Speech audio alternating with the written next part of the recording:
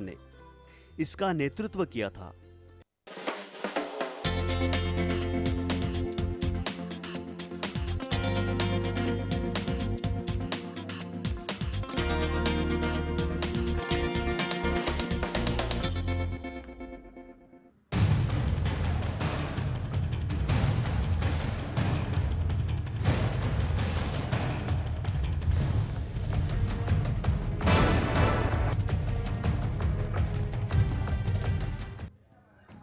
पत्रकार वेद प्रताप वैदिक ने 26/11 मुंबई हमले के मोस्ट वांटेड आतंकवादी हाफिज सईद से मुलाकात क्या कर ली। लगता है जैसे उन्होंने बर के छत्ते में हाथ दे दिया हो। संसद से लेकर सड़क तक इस पर हंगामा मचा हुआ है। अब तो वैदिक से मोदी सरकार ने भी मुलाकात को राजनीतिक दुस्साहस बताते हुए अपना पल्ला झाड़ लिया है। वहीं शिवसेना ने अपने मुखपत्र सामना के जरिए इसे देशद्रोह करार देते हुए सरकार और वैदिक दोनों को अपने निशाने पर ले लिया है।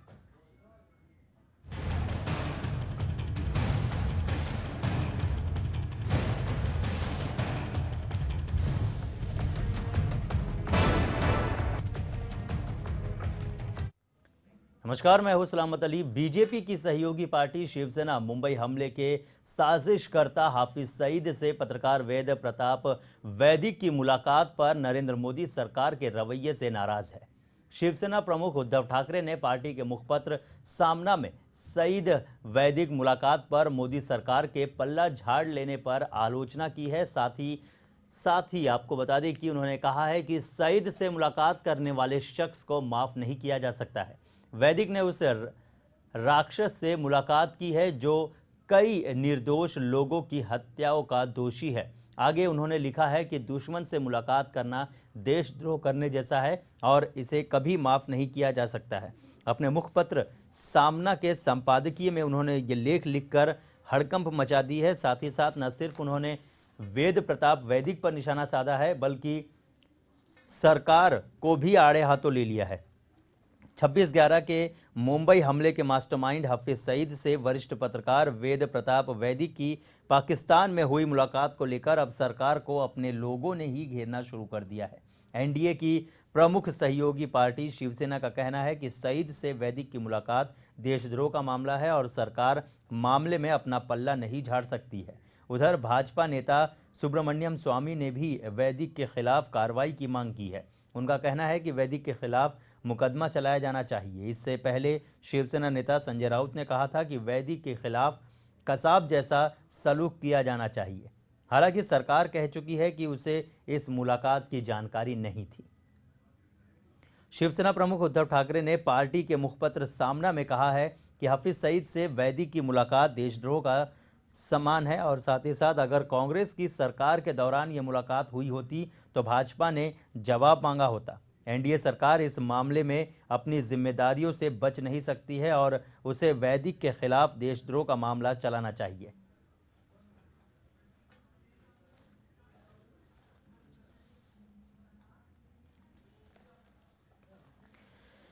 इससे पहले पार्टी नेता संजय राउत ने मंगलवार को संसद के बाहर कहा था कि मैंने सुना है कि वैदिक ने बयान दिया है कि दोनों कश्मीर पाकिस्तान को दे दिए जाने चाहिए। अगर ये सच है तो वैदिक चाहे किसी भी पार्टी का या संगठन का हो, उनकी विचारधारा क्या है उन्हें नहीं पता। ऐसे व्यक्ति को इस देश में रहने का अधिकार नहीं है। राउत ने कहा कि पाकिस्तान जाकर हिंदुस्तान के खिलाफ बात करने वाले पर कठोर कार्रवाई होनी चाहिए। जो कार्रवाई हमने कसाब और साथ ही साथ अफजल गुरु पर की है, इस प्रकार की कठोर कार्रवाई ऐसे व्यक्ति पर होनी चाहिए। इस तरह की बात संजय राउत ने पहले ही मंगलवार को कर दी थी और अब शिवसेना के मुखपत्र सामना के संपादकीय में जो लेख आया है उससे कहीं ना कहीं सरकार को भी कटघरे में खड़ा कर दिया गया है।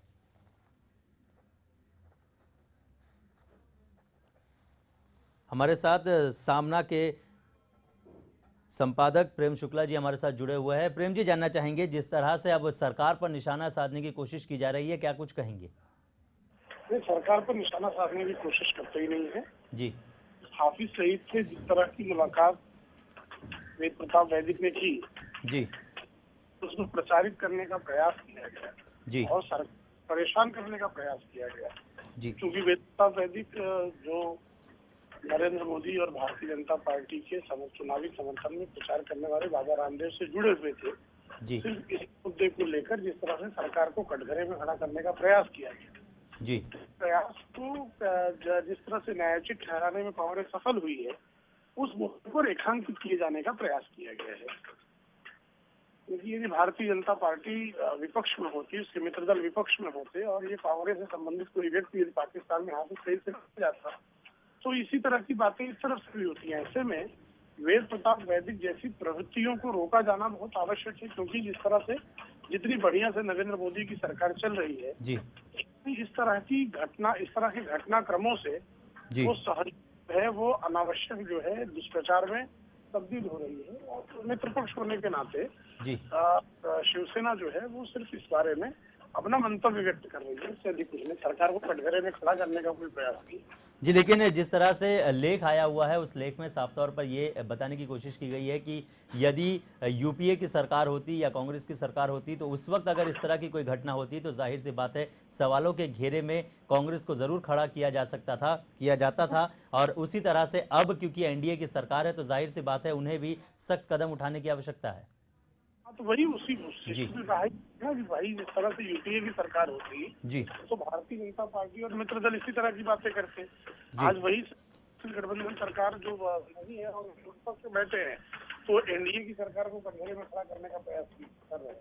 जी लेकिन इसमें जो सबसे महत्वपूर्ण तथ्य है कि यूपीए की सरकार के दौरान यासिर मलिक और दलीप पड़गांवकर जैसे लोगों के खिलाफ कोई कार्रवाई नहीं हुई, या प्रशांत भूषण के खिलाफ कोई कार्रवाई नहीं हुई। हम अपेक्षा करते हैं कि राष्ट्रीय जनतांत्रिक गठबंधन जो विपक्ष में थी तो इन्हीं सारे मुद्दों पर जो है वो संयुक्त प्रगतिशील गठबंधन का विरोध करती थी, तो अब जो सत्ता पक्ष में है तो कार्रवाई की अपेक्षा आम आदमी करेगा। और यही जो भावना है एक मित्र दल होने के नाते वो सामनासी संवाद में व्यक्त हुआ है। इसमें अनर्गल क्या है या आपको प्रेम जी इसके अलावा एक चीज ये भी जानना चाहेंगे कि राज्यसभा में जिस तरह से केंद्रीय विदेश मंत्री जिस तरह से उन्होंने निषेध किया है इस पूरे मामले का, क्या आप इससे संतुष्ट है? सकारात्मक कार्य किया है आदरणीय सुषमा जी ने जी इस की भर्त्सना करके। जो लोग ये आरोप लगा रहे थे जी कि वो सरकार की ट्रैक 2 या ट्रैक 3 या ट्रैक 4 डिप्लोमेसी के तहत वेद प्रताप वैदी की बातें कर रहे थे, तो सरकार ने बैठी विदेश मंत्री ने स्वयं इस घटना की भर्त्सना कर दी, तो ये स्पष्ट हो गया कि उनका कहीं से भी मतलब रिमोटली भी इस घटना से कोई लेन देन नहीं है जी क्योंकि उन्होंने जो है कश्मीर को आजाद करने की बात कही है जी जो हमारे देश की संसद में सर्वसहमत से पारित प्रस्ताव जो पाकिस्तानी कब्जे वाला कश्मीर भी भारत का अंदरूनी हिस्सा है जी और उसकी 1 इंच भूमि हम भारत भूमि का हिस्सा बनाकर रहेंगे। ऐसे में इस तरह की बात करने वाले व्यक्ति ने निश्चित तौर पर हमारी संप्रभुता को चुनौती दी है और उसके खिलाफ जो है सेडिशन जैसा मामला दर्ज होना चाहिए। जी, इसके अलावा ये भी जानना चाहेंगे कि जिस तरह से फिलहाल आपने बताया कि जो निषेध किया गया है विदेश मंत्री की ओर से, तो कहीं ना कहीं आप इससे संतुष्ट है, लेकिन क्या यूपीए के दौर में अगर ये चीज़ हुई होती है और उस वक्त विदेश मंत्री जो है निषेध करते तो क्या आप संतुष्ट होते उससे? अरे वहाँ के विदेश मंत्री निषेध ही नहीं करते ना। आपने जो घटनाक्रम देखे हैं जी, कभी सुना सलमान खुर्शीद जो है विदेश मंत्री रहते थे जी, तो स्वयं जो है पाकिस्तान के प्रधानमंत्री की अनधिकारिक यात्रा पर हरा गलीचा बिछाकर प्रोटोकॉल का उल्लंघन करके उनको दावत दे रहे थे। तो आप यूपी मंत्री करता है तो जर वाला प्रश्न है, उन्होंने तो इस तरह किया ही नहीं ना। पाकिस्तान से जो है गले लगा वो हमको हमारे बीच में चुरा रहा और हम गले लगने की नीति कहाँ से ले आए। तो सलमान खुर्शीद जैसे कांग्रेसियों ने इस तरह की परंपराएं शुरू की। आज भी वेद प्रताप वैदिक जैसे लोगों को लगता है कि कांग्रेस जैसी ही सरकार है। अब जब कोई कठोर कार्रवाई होगी तो संकेत बदलेंगे, सामना यही चाहता है। जी, आपको रोकना चाहेंगे, हमारे साथ कांग्रेस की ओर से विधायक कृष्णा हेगड़े जी जुड़े हुए हैं। कृष्णा जी, क्या कुछ कहेंगे जिस तरह से वेद प्रताप वैदिक को लेकर जिस तरह से जो मामला चल रहा है और साथ ही साथ शिवसेना और साथ ही भाजपा अभी से लेकर काफी सख्त रुख अख्तियार कर रही है, इस पूरे मामले को लेकर क्या कुछ कहेंगे? देखिए, जो बीजेपी के कल पार्लियामेंट में डिस्कशन थी जी, उसमें बीजेपी पार्टी के सुषमा स्वराज और सभी उनके नेता बहुत डिफेंसिव थे जी, वो इसके लिए डिफेंसिव थे क्योंकि वेद प्रताप वैदिक जो है वो हमारे मुंबई के जो आतंक के मास्टरमाइंड हफीज सईद से मिले। हफीज सईद से पहले वो नवाज शरीफ से मिले। जी। सभी लोग जानते हैं कि वे प्रताप बाबा रामदेव के करीब मित्र हैं। जी। और जैसे राहुल जी गांधी ने भी कहा कि वो आरएसएस के सदस्य हैं। उन्होंने इंटरव्यू सुनी है जहाँ उन्होंने ये कहा कि हो सकता है कि वो आरएसएस के सदस्य हैं। तो बीजेपी के लोग जो आज डिफेंसिव में कांग्रेस के ऊपर आरोप कर रहे हैं वो बिल्कुल बेबुनियाद है और इसका खंडन करता हूँ। जी, बेबुनियाद है। क्या कुछ कहेंगे प्रेम जी, जिस तरह से यदि बात की जाए कांग्रेस की ओर से ये कहा जा रहा है कि ये सारी चीजें जो है वो बेबुनियाद है।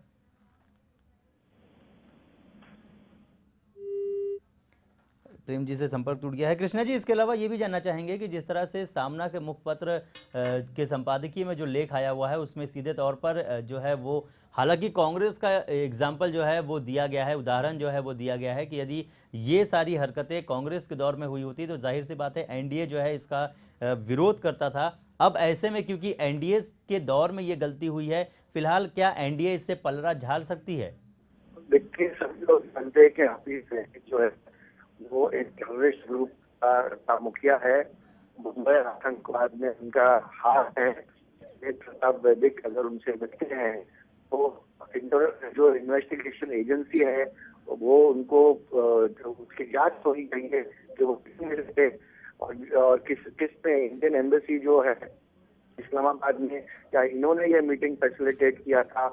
जो इन्वेस्टिगेशन के जो लोग हैं तो वे प्रताप वैदिक और आपके वहां पर क्यों रुककर नवाज शरीफ से मिले, के बाद उन्होंने हफीज सईद से मिले, वो क्यों मिले, ये सब की छानबीन होनी चाहिए।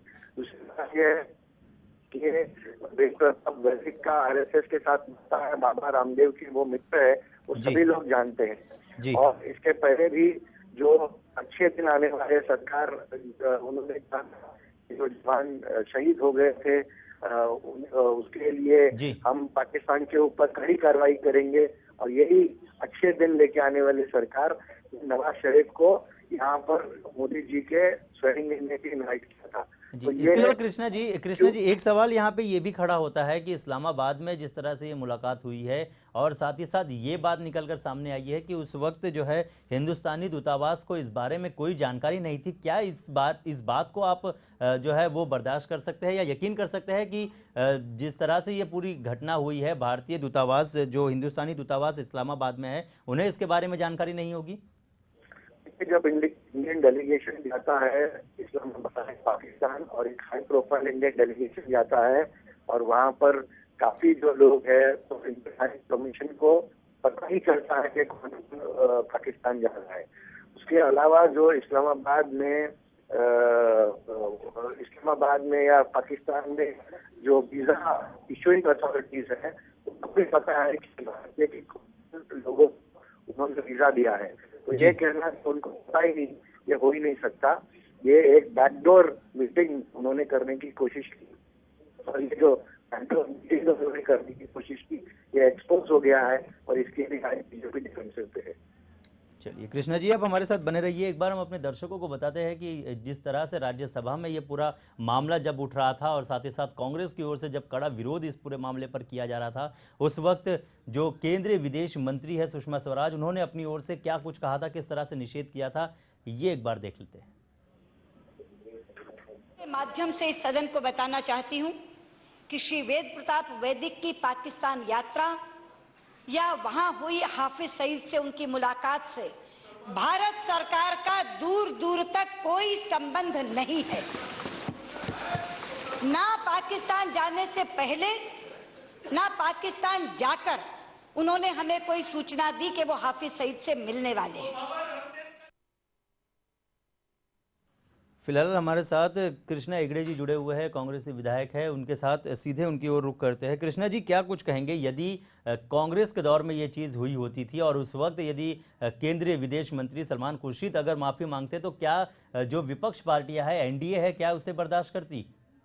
देखिए, हमने बीजेपी का जो दोहरा चेहरा है वो हर बार देखा है जी। लोग जवानों की जो शहीद हुए उनके बारे में बात कर रहे थे, उन लोगों ने नवाज शरीफ को यहाँ पर न्योता दी जी। उसके अलावा हम देखते हैं कि हर बार जो भाव बढ़े हैं, जब कांग्रेस के सरकार, यूपीए के सरकार के टाइम पर 1-2 रुपया रेल गाड़ी का बढ़ा था तो ये लोग रास्ते पे उतरे, लेकिन इन्होंने अभी 200% रेलगाड़ी का भाव बढ़ा दिया, मालगाड़ी का भाव जो है वो बढ़ा दिया, सब्जी तरकारी का भाव बढ़ा दिया, और अभी भी वो कह रहे हैं कि ये कांग्रेस की देन है और हम सब कुछ ठीक करने की कोशिश कर रहे हैं। अगर वो 2 महीने में अभी तक अपने सरकार पर या अपने एडमिनिस्ट्रेशन पर काबू नहीं पा सके तो मुझे नहीं लगता कि उनको सरकार चलाने की कोई हक है। जी चलिए, कृष्णा हेगड़े जी, हमसे जुड़ने के लिए आपका बहुत बहुत धन्यवाद। तो फिलहाल आपको बता दें कि जिस तरह से वेद प्रताप वैदिक की यदि बात की जाए तो लगातार मुश्किलों में घिरते जा रहे हैं, और साथ ही साथ कई तरह से कई आलोचनाएं हो रही है, चाहे संसद की बात की जाए या फिर सड़कों की बात की जाए, हर तरफ इनका विरोध हो रहा है, कई जगहों पर पुतले जलाए जा रहे हैं, साथ ही साथ कानूनी कार्रवाई करने की भी बात की जा रही है। आपको बता दें कि वैदिक की मुंबई हमलों के मास्टरमाइंड आतंकी सरगना हाफिज सईद से मुलाकात को लेकर उठे बवाल के बीच कई तरह के सवाल खड़े होने शुरू हो गए हैं। एक हिंदी अखबार ने पाकिस्तान के सीनियर पत्रकार हाफिज के हवाले से बताया है कि पाकिस्तानी खुफिया एजेंसी की मर्जी के बिना सईद किसी भारतीय पत्रकार से मिल ही नहीं सकता है। एक हिंदी अखबार में इस तरह के हवाले से जो है वो लिखी खबर के मुताबिक सईद से किसी भारतीय पत्रकार की मुलाकात सामान्य बात नहीं है। खबर के मुताबिक इनमें से कोई संदेह नहीं है कि ये मुलाकात आईएसआई की मर्जी से ही हुई है। तो इस तरह के आरोप और साथ ही साथ आईएसआई की भूमिका पर भी सवाल खड़े होते हैं।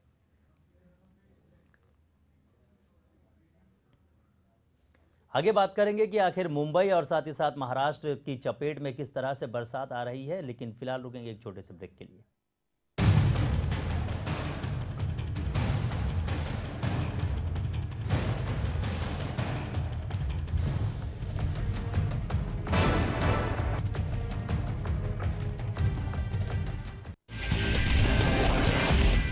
जो परसेंटेज ऑफ वोटिंग है ये बम्पर माना जाता है।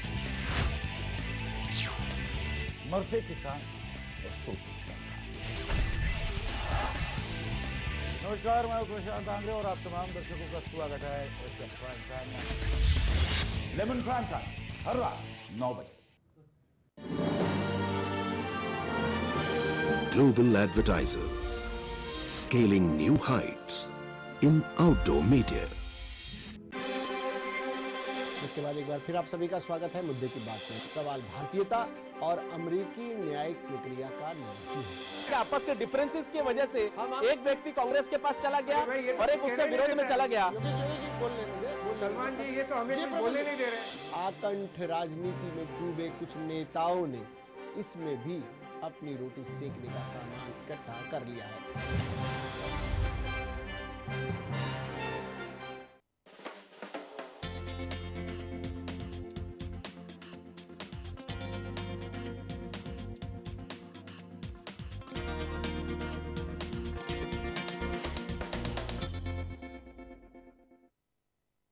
मुंबई में लगातार हो रही बारिश ने जनजीवन अस्त व्यस्त कर दिया है। सड़कों पर पानी लगने से ट्रैफिक जाम की स्थिति पैदा हो गई है। वहीं भारी बारिश से पुरानी बिल्डिंगों पर गिरने का संकट पैदा कर दिया है। वहीं गोरेगांव में एक बिल्डिंग का स्लैब गिरने से 2 लोगों की मौत हो गई है, और साथ ही साथ इसके बाद कहा जा रहा है कि ये तो आफत की बारिश है।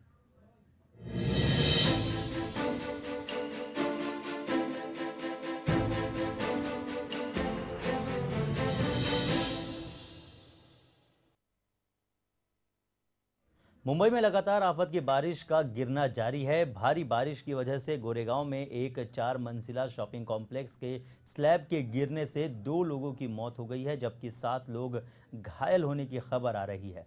घायलों को नज़दीक के अस्पताल में भर्ती करा दिया गया, जहां उनकी हालत में सुधार बताया जा रहा है। मुंबई में पिछले 2 दिनों से तेज़ बारिश हो रही है। जिस वक्त ये घटना हुई उस वक्त वहां दुकानों के कुछ लोग मौजूद थे और वे मलबे के नीचे दब गए। बताया जा रहा है कि ये इमारत काफ़ी पुरानी हो गई थी।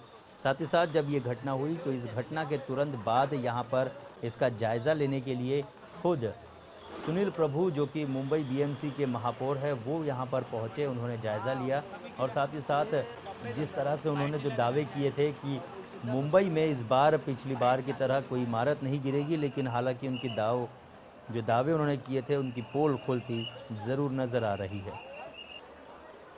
तो फिलहाल आपको बता दें कि मुंबई में बारिश जो है वो आफत बनी है। 2 दिन के ठहराव के बाद मंगलवार को हुई ज़बरदस्त बारिश ने एक बार फिर मुंबई के कई इलाकों को जलमग्न कर दिया है। भारी बारिश से मुंबई और आसपास के इलाकों में पानी भर गया है। पूरे दिन मुंबई में करीब 100 mm बारिश हुई। वहीं यदि बात की जाए चंदनवाड़ी में सड़क धंसने से एक ट्रक फंस गया था। कई सारी घटनाएं जो है वो सामने आई है।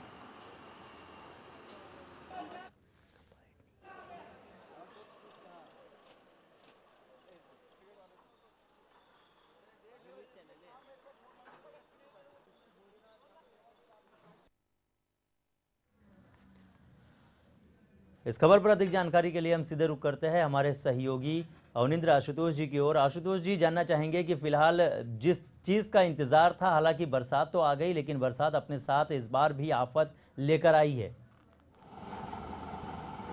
जी बिल्कुल सलामत, सबसे पहले आपको बताना चाहेंगे कि मुंबई का जनजीवन बिल्कुल अस्त व्यस्त हो गया है। अगर हम यातायात की बात करें, लोकल ट्रेन की बात करें, बसों की बात करें, तो सब पर उसका बहुत ज्यादा असर पड़ा है। और अगर हम हार्बर लाइन की बात करें या फिर सेंट्रल रेलवे की बात करें तो 15 से 20 मिनट के अंतराल पर ये ट्रेनें चल रही हैं। और फिलहाल सुचारू रूप से एक ही लाइन है जिसको हम वेस्टर्न लाइन कहते हैं, लेकिन उसमें भी अंतराल देखा जा सकता है। लेकिन आम आदमी की अगर हम बात करें वो बहुत परेशान हो गया है और मुंबई के निचले इलाकों में पानी इस कदर भर गया है कि आम आदमी का निकलना दूभर हो गया है। लेकिन अगर हम मुंबई महानगर पालिका की बात करें तो निश्चित रूप से उसने जो दावे किए थे सलामत, उस पर कई सवाल खड़े हो गए हैं। और यही कारण है कि जिस तरह से पिछले दिनों अगर हम गोरेगांव की बात करें तो पिछली रात एक बिल्डिंग गिरी जिसमें 2 लोगों की मौत हुई और 7 लोग घायल हुए। और आपको याद होगा कि सुनील प्रभु जो उन्होंने दावा किया था, साथ ही साथ शिवसेना ने भी दावा किया था कि मुंबई में गड्ढे नहीं है और बड़े सड़कों पर कोई भी गड्ढे नहीं थे। लेकिन सारे पोल खुल चुके हैं और जनता ने कहीं ना कहीं से ये महसूस कर लिया है कि इस बारिश में उसके पीछे अगर कोई आसपास कोई शब्द है तो वो है सिर्फ और सिर्फ आफत। जी, जिस तरह से ये बताया गया कि बरसात जो है, इस बार की बरसात में किसी प्रकार की कोई दुर्घटना नहीं होगी, लेकिन बरसात के दस्तक देने के बाद ही लगातार इस तरह के जो किस्से हैं, जो कहानियां हैं और जो वास्तविक चीज़ें हैं वो खुलकर सामने आने लगी। जिस तरह से ये बताया गया, ये कहानी सुनाई गई मुंबई करों को कि इस बार इस तरह की कोई दुर्घटना नहीं होगी, लेकिन जो वास्तविक स्थिति है वो खुद सामने आ गई। भैंदर में जो है एक इमारत का स्लैब गिरा था, उसके बाद अब गोरेगांव का एक स्लैब गिरा है। साथ ही साथ वहीं दूसरी ओर यदि बात की जाए चंदनवाड़ी की तो वहां पर सड़क धंसने से एक ट्रक वहां पर फंस गया। कई सारी जो दुविधाएं हैं, जो मुश्किलें थी वो अब खुलकर सामने आने लगी। और साथ ही साथ बीएमसी ने जो जिस तरह से दावे किए थे कि इस बार कोई दुर्घटना नहीं होगी, वो दगा जो अधिकार है उसको भी कहीं ना कहीं लेकर गंभीरता दिखाने की कोशिश हो जाती है। हर बार वादा किया जाता है कि आपको प्रॉब्लम नहीं होगा, पानी कटौती नहीं होगी, लेकिन आजकल मुंबई वासी पहले से ही मानसून में भी सलामत, ये दुर्भाग्यपूर्ण है कि 20% पानी की कटौती जो है उसका सामना कर रहे हैं। लेकिन उम्मीद है कि आने वाले कुछ ही समय बाद 30% पानी की कटौती हो जाए। तो कहीं ना कहीं से बारिश में भी मुंबई वासी जो है वो प्यासे रहेंगे, क्योंकि बीएमसी की जो इच्छा शक्ति है, उसकी जो कार्यशैली है, उस पर लगातार सवाल उठते जा रहे हैं। और बहाना ये कहा जा रहा है कि भारी बारिश नहीं हो रही है, लेकिन आम आदमी को मालूम है कि मुंबई में कितनी बारिश हो रही है और सरकार को किस तरह से गंभीरता का परिचय देना चाहिए। लेकिन लगातार जो असुविधाएं सामने आ रही हैं, जर्जर इमारतों के ऊपर खतरा मंडरा रहा है, ऐसे में समझा जा सकता है कि सरकार जो भी कहती है सिर्फ कागज पे कहती है, वास्तविकता में कुछ लेना देना उसका नहीं है। यही कारण है कि मुंबई वासी बहुत परेशान है और हर तरफ जो बारिश है सिर्फ आफत की बारिश उनको नजर आ रही है। जी सलामत। जी, इसके अलावा आशुतोष जी, हाई टाइड की यदि बात की जाए तो इसके लिए भी चेतावनी जो है वो दे दी गई है। और साथ ही साथ आज की यदि बात की जाए तो आज भी 5 मीटर ऊंची लहरें जो है वो उठ सकती है। खास तौर पर यदि मौसम विभाग की बात की जाए तो हाई टाइड के बारे में चेतावनी पहले से ही दे दी गई है, लेकिन वहीं दूसरी ओर आज भी यदि हाई टाइड की बात की जाए तो आज भी 5 मीटर ऊंची लहरें जो है वो उठ सकती है। जी बिल्कुल, अगर हम मुंबई महानगर पालिका के विश्वास करें तो उन्होंने टाइम अलग अलग बीचों पर जा रहे हैं ताकि वो लहरों का आनंद ले सके। लेकिन पिछले दिनों जिस तरह से एक महिला को मरीन ड्राइव में समंदर के लहरों ने खींच लिया था, उसकी मौत हो गई थी, उसके बावजूद लोगों में एक जागरूकता की कमी देखी जा रही है सलामत। और वो लगातार इस मौत का खेल देखने के लिए, खासकर अगर हम लहरों की बात करें तो वो उससे अपने आप को बचा नहीं पा रहे हैं और भीड़ बहुत ज्यादा हो रही है। तो निश्चित रूप से हाई टाइड का जो खतरा है वो बरकरार है। इसके अलावा यदि बात की जाए किसानों की यदि बात की जाए तो किसानों को कहीं ना कहीं बरसात से राहत ज़रूर मिली है, क्योंकि पिछले कई समय से बारिश का इंतज़ार, बरसात का इंतज़ार, मानसून का इंतज़ार जिस तरह से किया जा रहा था किसानों की ओर से, उन्हें अब राहत मिली है और साथ ही साथ फसलों को जो है वो नया जीवन मिल गया है, क्योंकि बरसात के बिना फसलें नहीं हो सकती थी, जिसकी वजह से किसान काफ़ी परेशान थे। लेकिन किसानों की यदि बात की जाए तो उन्हें ज़रूर इस बरसात से राहत मिली है और फसलों का जो एक उनका पूरा साल भर का कारोबार होता है उस पर बहुत ज़्यादा दुष्प्रभाव पड़ा था। लगातार सूखे का सामना कर रहे थे महाराष्ट्र के किसान, लेकिन ये जो बारिश आई है निश्चित रूप से थोड़ी बहुत राहत लेके आई है। लेकिन अभी प्रचुर मात्रा में जिस तरह से बारिश होनी चाहिए थी उसका इंतजार महाराष्ट्र के किसान अभी भी कर रहे हैं। लेकिन फिलहाल कह सकते हैं कि उनके लिए ये बारिश राहत लेके आई है। लेकिन अगर यही स्थिति रही और पानी का जो बढ़ावा है और बरसात की जो मात्रा है उसमें अगर बढ़ोतरी नहीं होती है तो यही किसान कल को कहेंगे कि ये भी आफत की बारिश है। जी सलामत। जी, आफत की बारिश है, लेकिन फिलहाल कहीं ना कहीं राहत तो ज़रूर मिलती नज़र आ रही है, क्योंकि 56 पॉइंट जिस तरह से 43 मिलीमीटर जो बारिश हुई है, जो दर्ज की गई है, उससे कहीं ना कहीं खुशी ज़रूर देखी जा रही है। क्योंकि जहां एक और किसान परेशान थे कि बरसात नहीं हो रही है, वहीं दूसरी ओर अब बरसात होने से उन्हें ज़रूर थोड़ी राहत मिली है और साथ ही साथ एक नया जीवन भी उन्हें मिल गया है। बिल्कुल, और नया जीवन जब भी किसानों को मिलता है तो उससे बड़ी खुशी उनके लिए कोई नहीं होती है। अगर हम सरकारी इच्छा शक्ति की बात करें तो जिस तरह से किसानों को हमेशा हर बार अपनी समस्याओं के लिए लड़ना पड़ा, बड़े बड़े वादे उनके साथ भी किए जाते हैं, लेकिन इन दिनों अगर हम बारिश की राहत की बात करें तो अभी वो महसूस कर सकते हैं। लेकिन इसकी मात्रा में और बढ़ोतरी की आवश्यकता होगी ताकि आने वाले दिनों में जो फसल बोने का काम किया जाएगा, खेतों का जो रख रखाव है उसमें जो जिस तरह से मात्रा चाहिए उसमें और भी ज़्यादा उम्मीद की जा सकती है। लेकिन फिलहाल राहत की बात यही है कि किसान भी खुश हैं और हम दुआ करेंगे कि इतनी बारिश हो कि किसानों का जो भंडार है वो हमेशा की तरह भर जाए। चलिए, हम भी दुआ करेंगे कि किसानों की जो परिस्थिति है उसमें और अच्छा सुधार हो सके। फिलहाल आशुतोष जी, हमसे जुड़ने के लिए और इन तमाम जानकारी के लिए आपका बहुत बहुत धन्यवाद।